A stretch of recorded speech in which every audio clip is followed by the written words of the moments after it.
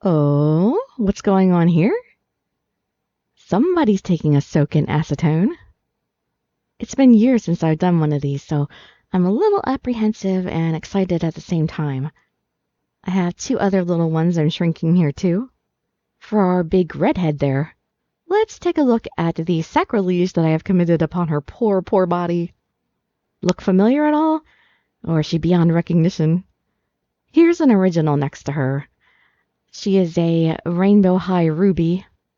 Funny thing about rainbow high for me, ever since I learned about them, whenever I'd see them pop up, my eyes were just always drawn to them, pretty much solely because of their color schemes. Very fitting for a line called Rainbow High, I suppose. Every doll is comprised of such a beautiful range of matching colors. They're just so harmonic.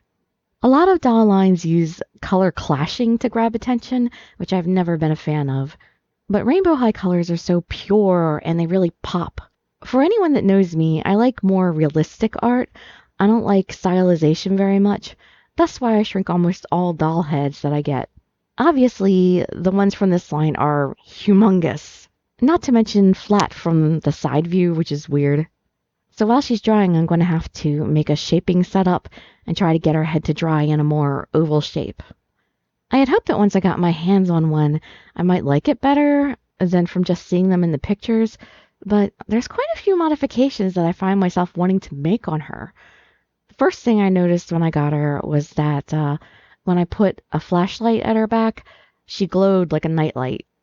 So I knew the walls of her body were very thin, and I'd have to add some clay or warbler to alter her figure. Because, as you could see, I've worn through the walls in trying to make my modifications. Just like the head, this body is more flat from the side view. Because they're pear-shaped with no waistline to keep skirts, dresses, or belts from riding up, it seems they sew underwearish strings into the bottoms to keep them from sliding straight up all the way to the chest. I also didn't really like how her arms are so thick around the elbow. So I trimmed the vinyl a bit around there as much as I was able to without destroying her. And I tried to make her wrists a little more oval-shaped like real wrists as well. But unfortunately, there wasn't all that much area to trim off.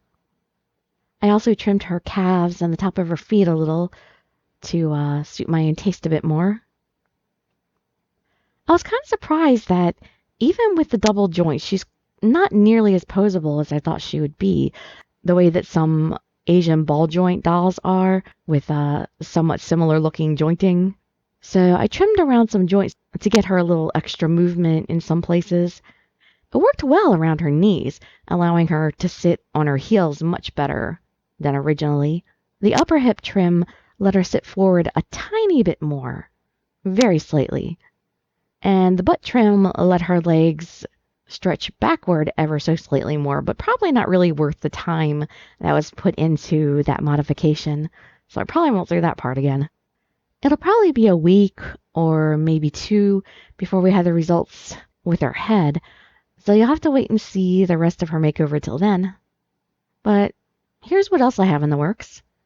I'm going for a motorcycle theme with this Draculaura here, as she's starring in my spray paint video tutorial.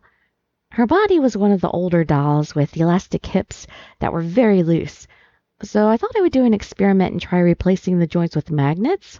Still engineering this, but I think it's going to work out. And we have Slow-Mo, who is co-starring in the spray paint tutorial. You can see I've trimmed around his joints to keep the paint from getting scratched or scraped off as he's being posed. I've also done some extensive editing on his head sculpt because I didn't want him looking so dopey. At first I just thought I would move his upper lip up a little to get rid of that giant expanse between it and his nose.